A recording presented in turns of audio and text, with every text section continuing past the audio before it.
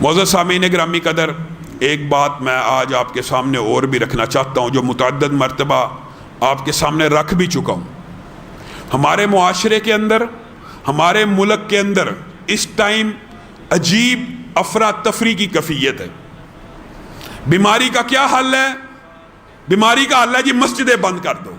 مزید حل کیا ہے؟ مزید مسجدیں بند کر دو۔ مزید حل کیا ہے؟ اور مسجدیں بند کر دو۔ اچھا اور حل کیا؟ لاک ڈاؤن کر دو۔ مزید حل لاک ڈاؤن بڑھا دو۔ کتنے دن؟ 14 دن۔ پھر کیا حل ہے؟ 28 دن۔ پھر کیا حل ہے؟ مزید 28 دن۔ پھر کیا حل ہے؟ مزید 28 دن۔ یہ آج کل ہماری کل عقل غلامی میں بدل جاتا ہے قوموں کا ضمیر، یہ آج کل ہماری کل عقل ہوئی ہے۔ یہ حل ہے؟ کون ایسا بندہ جو گارنٹی دے کہ 14 دن پہلے دن سے یہ سوال کر رہے ہیں، 28 دن، 2 مہینے، 3 مہینے؟ یہ تو ایسا معاملہ چل رہا ہے جیسے انہوں نے ساری لاک ڈاؤن کے علاوہ حل ہی کوئی نہیں۔ ایسی سائنس کے اوپر پھر تف ہے۔ یہ WHO کو، ان سارے اداروں کو بند ہو جانا چاہیے۔ وائرس جس صابن سے مر جاتا ہے، جو وائرس صابن سے مر جاتا ہے، تم اس کی دوائی ایجاد نہیں کر سکتے، تم اپنے اداروں کو تالا لگا کے یہاں سے نکل جاؤ۔ یہ عجیب و غریب حل پیش کرتے اور حل بھی منافقانہ۔ اللہ معاف کرے، فرقہ واریت اور تعصب نہیں پھیلانا چاہتے، کیونکہ ہم یہ سمجھتے ہیں، ہمارا یہ عقیدہ نہ ہو کہ بیماری اللہ کی مرضی سے لگتی ہے تو ہم بھی الزام لگائیں کہ ان لوگوں کی وجہ سے جنہوں نے ایران کا بارڈر پار کیا ان کی وجہ سے بیماری لگی۔ ہم یہ اس لیے نہیں کہتے، ہمارا عقیدہ ہے کہ بیماری اللہ کی مرضی کے بغیر نہیں لگ سکتی، لیکن تعصب کی فضا دیکھیے۔ آج 21 رمضان ہے، پورے پاکستان کے اندر جو SOPs تھے، جو لاک ڈاؤن تھا، مسجد کے امام گرفتار، SOPs کی خلاف ورزی پہ مسجدوں کے اماموں کے خلاف مقدمے اور جلوس نکل رہے ہیں یوم علی کے اوپر ہزاروں کی تعداد میں۔ ان کے اوپر مقدمہ نہیں، ان کو انتظامیہ سیکورٹی فراہم کر رہی ہے۔ یہ منافقت ہے کہ نہیں؟ یہ کہاں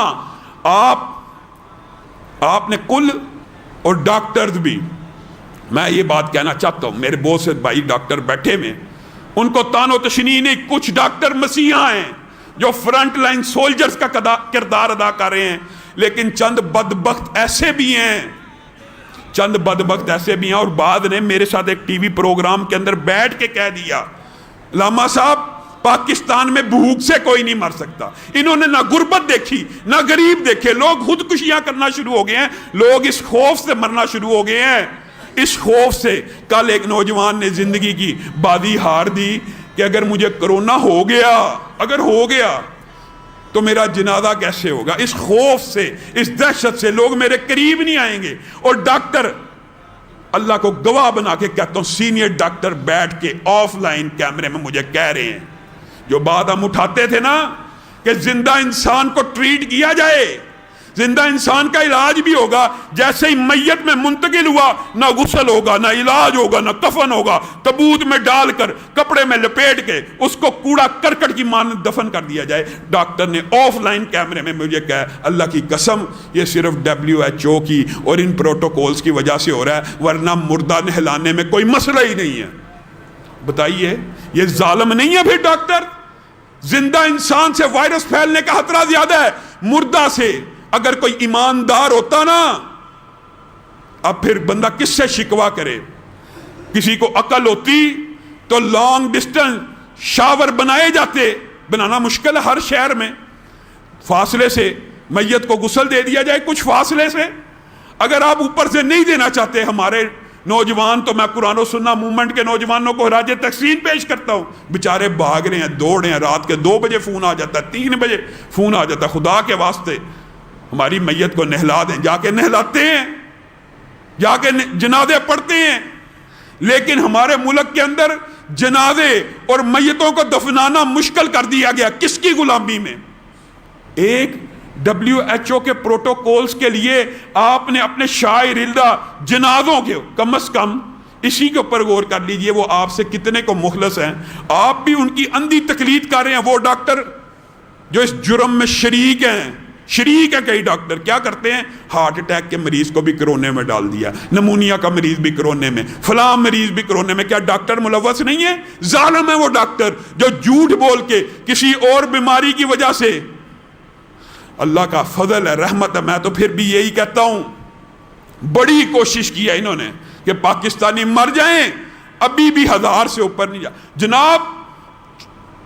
مارچ کے اینڈ تک تباہی آ جائے گی، اپریل کے اینڈ تک تباہی آ جائے گی، مئی کے اینڈ تک تباہی، اور تباہی تب آئے گی جب اللہ چاہے گا، اور اگر اللہ نہیں چاہے گا یقین مانیے جو گھروں میں چھپے بیٹھے ہیں، میں کسی کی دل آزاری بھی نہیں کرنا چاہتا، وباؤں کے دور ہیں، لیکن گھروں میں چھپ کر، نبی کریم صلی اللہ علیہ وسلم کے دور میں وبا نہیں آئی، صحابہ کے دور میں وبا نہیں آئی، یہ کون سے فتوے تھے جو دیے گئے بارش کے قیاس کر کے وباؤں کے اوپر فتوے دیے؟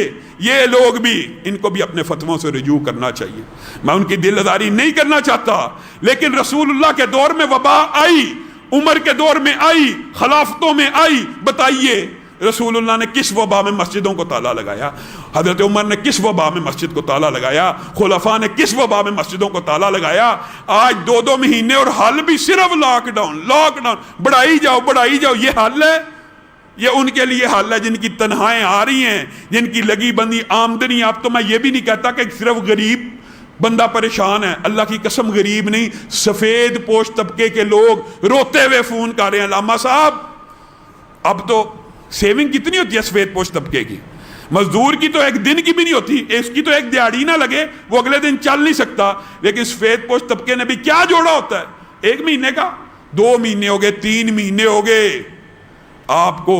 ہم ہاں صاحب کو یہ بات کہتے ہیں، آپ لاک ڈاؤن کا یہ جو فیصلہ ہے کھولنے کا، اس کے اوپر جم جائیے، پوری قوم اس فیصلے میں آپ کا ساتھ دے گی۔ اور یہ جو مذہبی منافرت پھیلانے کی بات ہے نا کہ ایک طبقے کو ہر قسم کے جلوس کی آزادی ہو، اور مسلمان کہ اہل سنت کا جو پاکستان میں اکثریت ہے اس کو نہ اعتکاف بیٹھنے دیا جائے، نہ مسجد میں آنے دیا جائے، نہ کندھے سے کندھا ملانے دیا جائے، اس دوگلی پالیسی کو ختم کریں بازاروں کے اندر۔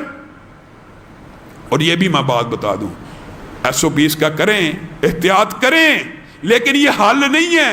کون سا ایسا ڈاکٹر ہے جو گارنٹی دے کہ 20 دن 30 دن 1 سال لاک ڈاؤن کر لیں، ایک مریض بھی بچ گیا، کیا گارنٹی ہے دوبارہ نہیں پھیلے گا؟ ایک ہی گارنٹی ہے، اللہ کی قسم، ایک ہی در ہے، ایک ہی آستانہ ہے جس سے مسلمان بیماریوں سے بچ سکتا ہے، وہ رب کا آستانہ ہے، وہ رب کا دربار ہے، وہ رب کا۔ جو گھروں میں چھپے ہوئے تھے، میں طنز نہیں کر رہا، جتنے کرونا کے مریض ہیں نا ان میں سے اکثریت وہ ہے جو گھروں میں آئسولیشن میں اپنے آپ کو چھپا کے بیٹھی ہوئی تھی، مسجدوں سے دور تھی۔ اور اگر خدا نخواستہ مسجد سے کوئی بندہ ایسے اللہ نے بچا لیا، اللہ کا کرم ہے کہ مسجد کا نمازی بیمار نہیں ہوا، اگر ہو جاتا تو معاذ اللہ پھر آپ میڈیا کی حالات دیکھتے، کیسے کیمرے لے کے سراہوں کے اندر سے مسجدوں کی فلمیں بنانے والوں کو آج جلوس نظر نہیں آ رہے، بازار سڑکیں نظر نہیں آتی، ان کا سارے کا سارا ٹارگٹ مسجدیں ہی مسجدیں۔ اللہ تعالیٰ ان کو بھی عقل سلیم سے نوازے، اور اللہ تعالیٰ پاکستان کے اندر سے یہ وبا ختم فرمائے۔ اللہ نے فضل کر دیا ہوا ہے، یہ جو مرضی ڈراتے رہیں، خوف و خراس ایک اتنی بری عادت ہے، آپ نے معاشرے کے اندر سے اس کو بھی ختم کرنا ہے۔ اور ہم حکومت سے مطالبہ کرتے ہیں کہ جتنے کرونا کے مریض، اگر ان اول تو اتنے واقعات آ چکے ہیں جعلی اور جھوٹے، کوئی بندہ کسی مرض سے مر رہا ہے اس کو کرونا میں ڈال دیا گیا، بالفرض آپ نے یہ میتوں کو کرونا کے کھاتے میں ڈالنا، تو بھی آپ ان میتوں کے غسل کا انتظام کریں۔ اگر آپ کے پاس ڈاکٹر غسل دینے والے موجود نہیں ہیں، ہمارے لڑکے جا کے غسل دے کے آئیں گے، آپ انتظام کیجئے، ایک SOPs بنائیے کہ میت کو ایسے غسل دینا ہے۔ ہمارے لڑکے بغیر ان SOPs کے بھی آج غسل دے رہے ہیں۔ تو اگر آپ ایک کمرہ بنا دیں، دور سے شاور سیٹ بنا دیں، یہ کوئی کام مشکل ہے؟ اس کے لیے کوئی ایجادات یا سائنس کا ہونا ضروری ہے؟ آپ نے سائنس کے اندر تو ویکسین ایجاد کرنی ہی نہیں، اور ان کو تکلیف بڑی ہوتی ہے، کفار کے خلاف بددعا کر دی، انہوں نے ویکسین ایجاد کرنی تھی۔ یہ بدبختوں نے انڈیا کے اندر مقبوضہ کشمیر میں ایسا لاک ڈاؤن کیا ہوا ہے، ان کو کیا، ان کا ضمیر نہیں جاگے گا؟ برما کے مر جائے نہیں جاگے گا، انڈیا میں مسلمان مر جائے نہیں جاگے گا، فلسطین میں مر جائے نہیں جاگے گا۔ ان کا ضمیر تب جاگے گا جب آپ کسی کافر بدبخت ملعون کے خلاف بددعا کریں گے، سب کا ضمیر جاگ جائے گا۔ اللہ تعالیٰ نے 2 واضح گروہ اور طبقات بنا دیے ہیں. میری علماء سے بھی درخواست ہے اور گزارش ہے، آپ رجوع کر لیجئے، رجوع کا ٹائم کھلا ہے. یقین مانیے آج لاک ڈاؤن کے خاتمے کے لیے ایک منظم آواز اس لیے بلند نہیں ہو رہی علماء کی طرف سے کہ علماء تقسیم تھے، علماء اہل سنت بٹے ہوئے تھے.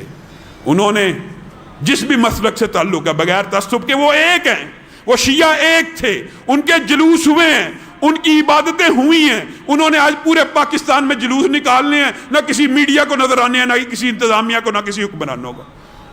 آپ بٹے ہوئے ہیں، آپ نے خود فتوے دے دیے، مسجدیں بند کرنے کے، اس لیے آپ تقسیم ہو گئے. ان فتووں سے رجوع کیجئے. نہ رسول اللہ کے دور میں 1400 سال یہ بھی ایک تاریخ لکھی جائے گی کہ ایسا بھی امت کے اوپر وقت آ گیا تھا کہ خود مسجدیں بند کر کے دوڑ گئے تھے معاذ اللہ. اللہ رب العزت ہم سب کی اصلاح فرمائے، پاکستان کو کرونا بیماری سے محفوظ فرمائے. جو سرحدوں پہ مسلمان ہمارے فوجی لڑے ہیں ان کو اللہ تعالیٰ فتح یاب فرمائے. اللہ پاکستان کی حفاظت فرمائے. بہت سامعین گرامی قدر قاری افضل صاحب آئے ہوئے ہیں، ان کے والد امریکہ میں فوت ہوئے ہیں. ان کا غائبانہ نماز جنازہ اسی طرح جامعہ محمدیہ کے جو شیخ الحدیث تھے عبدالحمید ہداروی صاحب، اور اسی طرح ان کے جو محتمم تھے بہت ہمارے قریبی دوست یوسف وان سوتر والوں کے بیٹے، ان کو بھی یہ تو اب عینی شہادت ہو گئی ہے، ان کو بھی کرونا میں ڈال دیا گیا معاذ اللہ، ہارٹ اٹیک سے فوت ہوئے ہیں. تو ایسے لوگوں کے جو جنازے جو کرونا سے اموات ہوئی ہیں ان کے جنازے بھی صحیح طریقے سے نہیں ہو رہے. انشاءاللہ ہم ان کے جنازوں کا یہاں پہ اہتمام کرتے ہی رہیں گے. اور ایک اور بات جو کہنا چاہتا ہوں، ڈاکٹر عبدالقدیر خان صاحب ان کے جماعت کے ساتھی ابتسام بھائی کے مرکز میں آئے، انہوں نے بڑی ایک افسوسناک بات بتلائی ہے. یہ بات بھی ضروری ہے اس لیے میں کچھ آپ کا ٹائم لے رہا ہوں.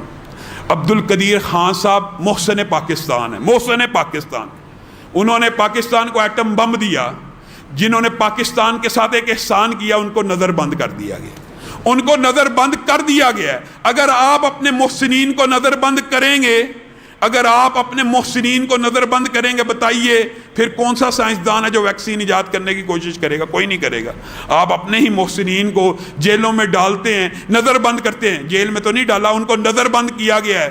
ہم خان صاحب کو کہتے ہیں خان صاحب ان کی نظر بندی ختم کر دیجئے، نہ خطرہ محسوس کیجئے، نہیں وہ آپ سے زیادہ زکوٰۃ اکٹھی کر لیں گے. ہم کیسی قوم ہیں، ہم اپنے محسنوں کو بھی نظر بند کر دیتے ہیں.